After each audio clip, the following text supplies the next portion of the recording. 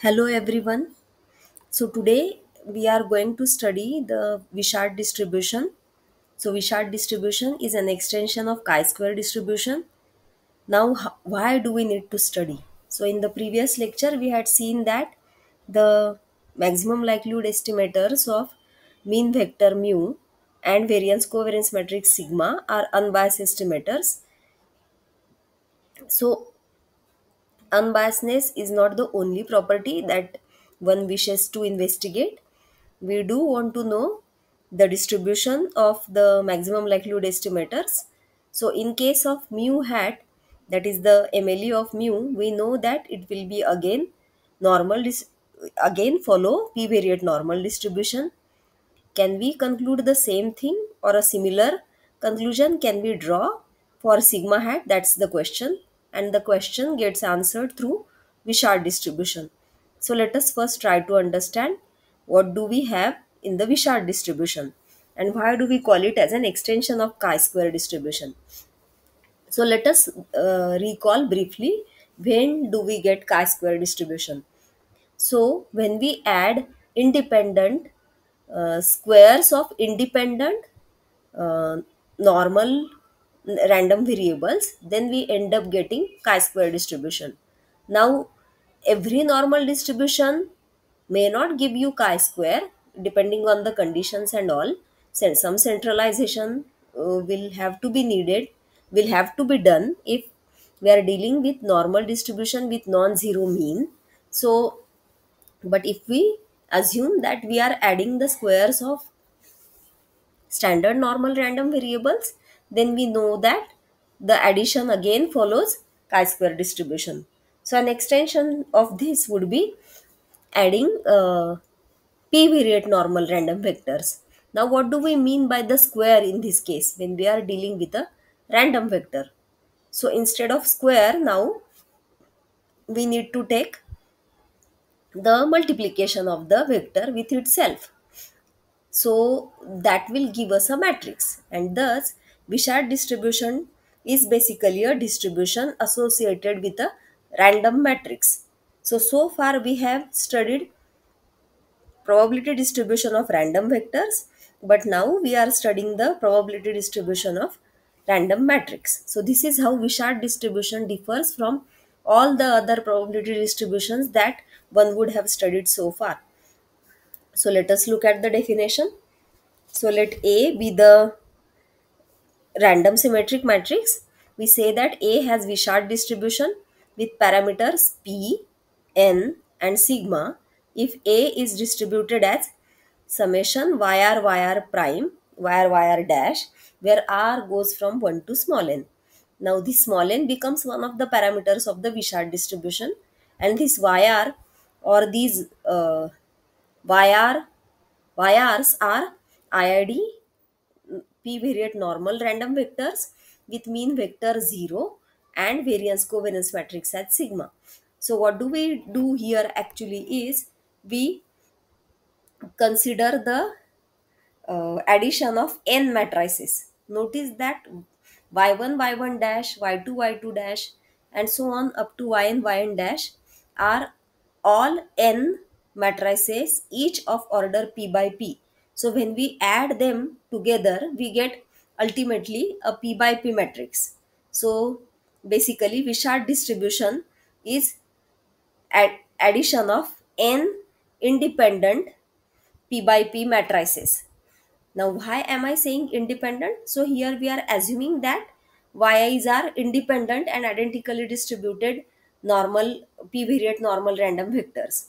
So, y1 prime will be independently distributed from y2 y2 prime and so on. And so, we can say that Wishart distribution is basically addition of n independent random matrices. And so how many matrices we are adding, that becomes a parameter of Wishart distribution. Then the dimension of each random matrix becomes one parameter of Wishart distribution, that is p. And now from which normal distribution these random vectors are coming. So here we are having zero mean vector and variance covariance matrix at sigma. So this variance covariance matrix becomes another parameter of the Wishart distribution. Now, because we said that it's an extension of chi-square, let us try to understand why is it an extension of chi-square. So, in case of chi-square distribution also, we will have, say, suppose we are sampling from normal distribution with mean 0 and variance sigma square. Now, I am talking about univariate normal distribution. So, suppose we have a random sample of size n from normal distribution with mean 0 and variance sigma square.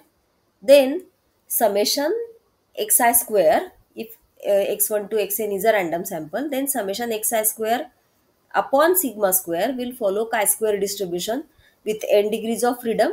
So, summation xi square uh, upon sigma square, this sigma square is there appearing. So many times people use the notation that summation xi square follows n times chi-square distribution with sorry, sigma square times chi-square distribution with n degrees of freedom. So it's like sigma square does appear in the PDF of summation xi square if it is there in the PDF of xi's themselves. So the same thing is happening here, because instead of xi's we are using the notation y. So yi's are random vectors having sigma as variance covariance matrix, and so this sigma becomes one of the parameters of Wishart distribution which is created out of these yi's. So now let us study further properties of this Wishart distribution.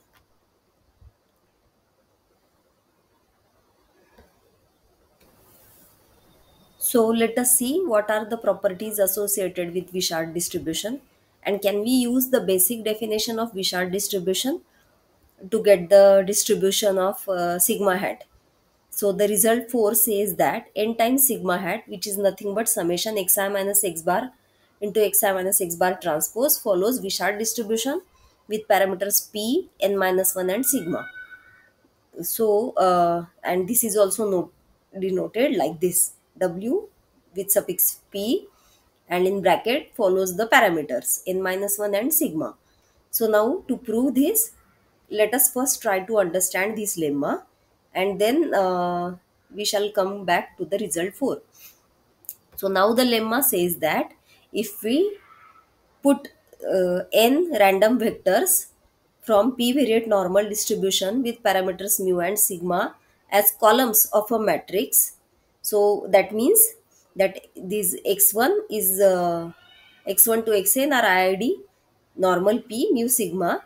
Then if I put x1 as the first column of a matrix, x2 as the second column of a matrix, and so on, xn as the nth column of a matrix, then I'll get a P by N matrix, that is a matrix having P rows and N columns. So the matrix is denoted by script X. So if we have such a matrix script X, and now if we make a transformation from script X to script Y by multiplying this script X by an orthogonal matrix C, which has dimension n by n, then the resulting columns of this matrix script y, that is the columns again, what will be the dimension of the matrix script y? So the dimension script x has dimension p cross n, and c has dimension n cross n. So script y will have dimension n cross n again, sorry, p cross n. So uh, these so each so this script y random matrix will have n columns and p rows. So each column can then be denoted by yi. So these y1 to yn are independent normal random vectors, and the variance covariance matrix of all these yi's is sigma, and moreover summation xi transpose is same as summation yi transpose. Let us try to understand this lemma again. The lemma says that if we generate a random sample from p-variate normal distribution with mean vector mu and variance covariance matrix sigma, and if we put these random vectors as columns of a matrix, and we use the notation as script x for this matrix, then When we transform this matrix by post multiplying it by an orthogonal matrix, then the resulting matrix has columns which follows again normal distribution with variance covariance matrix as sigma. So let us see how do we get this result, or how do we prove this result. And this is not the end of the story. This lemma also says that summation xi transpose, that is the addition of the random matrices created by using xi's is same as the addition of the random matrices created by using yi's. So these random matrices are nothing but the one which we have defined earlier, similar to the one which we have defined earlier. So now let us try to prove this lemma. So here goes the proof. So the first step is, let us try to understand what is script x. So as I have said before, x1 to xn are put as columns. So x11, x21 up to xp1 will be the first column. Similarly, x12, x22 up to xp2 will be the second column, and so on. Lastly, x1n, x2n up to xpn will be the last column of the matrix, the nth column. Now suppose C is the orthogonal matrix defined like this, and like this, and script y is created by multiplying this script x by c. So now then what will be the ijth element of this matrix script y? So the ijth element of the matrix script y will be the ith row of the matrix script x when gets multiplied by the jth column of matrix C. That would be the ijth element. Now ith row. So what are the elements of the ith row of the matrix script x? So we can have a look at it. See, for example, the second row has elements as x21, x22 up to x2n. So ith row will have elements as xir, where r goes from 1 to n. Now this is getting multiplied with the jth column of the matrix C. So xir will get multiplied by crj, and we will let this r vary from 1 to n. So when we add these elements, we will get the ijth element of the matrix script x into C. Now this is nothing but the ith element of the vector yj. Now notice that ijth element will mean ith row. So now ith row indicates, ith row in the matrix script y indicates ith element of all these random vectors. So when we say ith row and jth column, now each column represents these random vectors. So first column will mean elements of the first random vector y1, second column will mean elements of the random vector y2, and so on. So when we refer to the ith row and jth column of script y, we will get the ith element of the vector yj, that is which is denoted by yij. So thus in general we can write the expression for yj like this. So the first element will be summation x1r crj, first element of yj. Then the second element will be summation x2r crj, and so on. So let us note that each element of yj is a linear combination of normal random variables for all j going from 1 to n. So see here, Cij's are constants because C is an orthogonal matrix of constants. They are not random variables, but Xi's are random variable, and each of the Xi's, because x1 to xn themselves are random vectors, so each member of the Xi's will be again normally distributed. So Yj, if we consider the first element of Yj, we are having a linear combination of the uh, first row of the matrix script y. Now the first row will, sorry, the first row of the matrix script x. Now the matrix script x, each element is following normal distribution. So this summation x1 r crj will also follow normal distribution. Similarly, summation x2 r crj will also follow normal distribution, and so on. So thus each again element of yj will again, being a linear combination of normal variables, will again follow normal distribution. So uh, we can safely say that summation x1 r crj follows normal. Now if we calculate mean and variance, we get the parameters of the normal distribution. So let us calculate the mean and variance. So expectation of yij is, now we will have to take expectation of, to get expectation of yij. Yij is nothing but summation xir crj, where r goes from 1 to n. So expectation of xir is mu I, and so it will be r going from 1 to n mu I into crj. So now crj, mu I is, don't have r here, so mu I we can take outside, and so this is simply mu I summation crj, where r goes from 1 to n. Similarly, variance of yij is variance of summation xir crj. Now notice that there are two things here. Firstly, we have orthogonality of matrix C, and secondly, we have columns of matrix X independently distributed.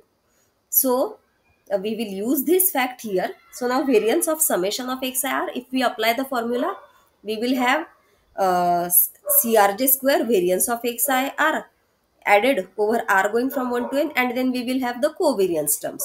So summation crj square variance of xir plus double summation crj csj covariance between xir and xis. Now the first term will be variance of xir is simply sigma ii, and now variance of, instead of sigma I square, I am using the notation sigma ii. Then the covariance between xir and xis will mean uh, variance of xir, because both are I, na? They are in the same row. We are referring to two different elements from the same row of the matrix X, script X, and so now the variances depend on the rows. Notice that when we look at the script X matrix, let us go back to the script X matrix. Look at this. So if I consider, say, variance of x21, the answer is sigma 22. If I look at the variance of x22, the answer is again sigma 22. If I consider the variance of x2n, again it is sigma 22, because each of the columns of this matrix script X is following normal distribution with mean vector mu and variance covariance matrix sigma. So variance of x11 is same as variance of x22, which is same as variance of x1n. But when we change the row, that is when we go from first row to the second row, now we will have to go to the second row of the variance covariance matrix. And so accordingly we have made the substitutions here. So notice that covariance between xir and xis will be sigma ii. So now this is free from r and s. So sigma ii we can take common from both the terms. So we have summation crj square plus double summation crj csj. Now notice that this sigma ii times summation crj, this term, these two terms addition is nothing but the product of these two summations. See, in order to understand this, go try to evaluate this and you will get this. What will be the product of these two summations? Summation crj r goes from 1 to n, and summation csj s goes from 1 to n. So you will take double summation crj csj, where r goes from 1 to n, s goes from 1 to n. So when r is equal to s, you will get this term, and when r is not equal to s, you will get this term.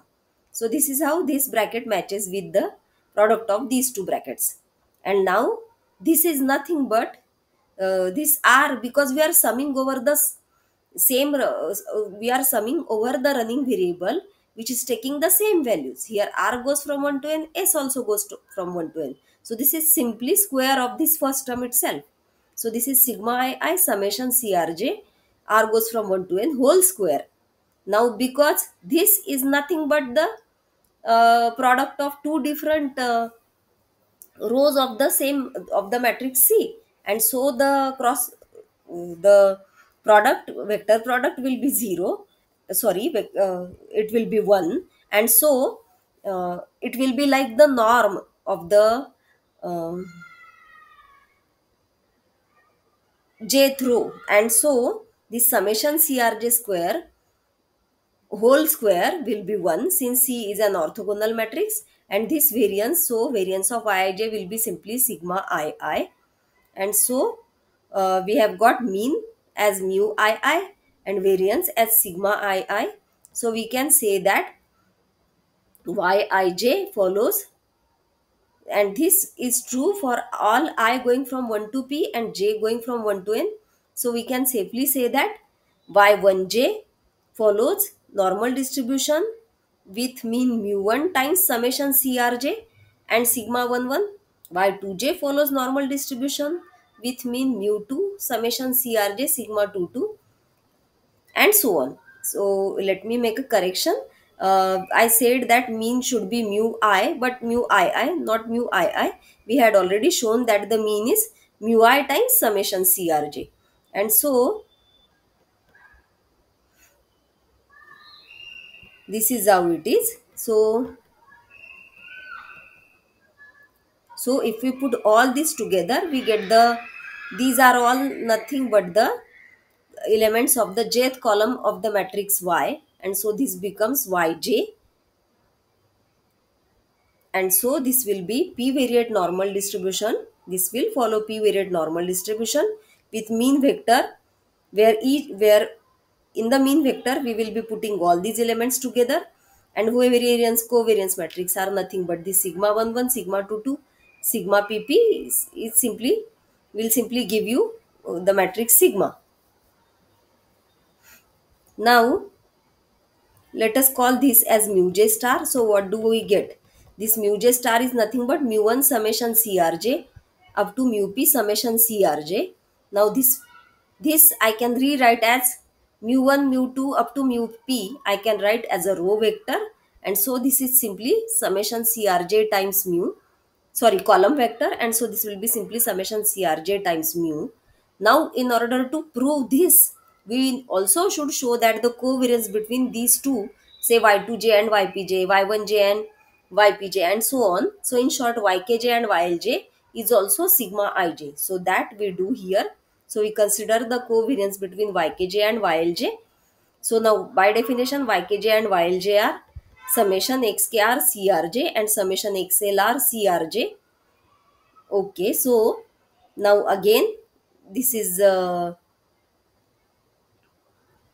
so because the same running variable is being used and that may create confusion, so changed the here I have changed the running variable. So I am using the variable s now. So this will be simply double summation crj chj covariance between xkr and xls.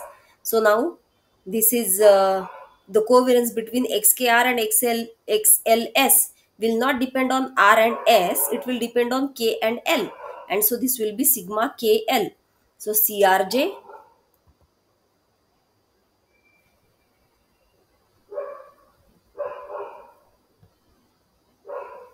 chj sigma kl, we can take as a constant, and so we can bring it outside the summation, and so we will have sigma kl double summation crj chj. Now this will be again 1 because of the orthogonality of the matrix C, and so we get this as simply sigma kl. Thus we have shown that variance of yj is again the same as the variance covariance matrix of xi's, which is sigma, and thus we can say that yi's are independent normal random variables with mean mu1 star sigma, mu2 star sigma, and up to mu n star sigma, and we can also say that they are independent because now here we have tried to prove that these column vectors are independent. So covariance between, so we consider now the covariance matrix between these two, any two columns of the matrix of script y. So now the covariance matrix will be like this. By definition, it is expectation of ya minus mu star A into YB minus mu star B transpose.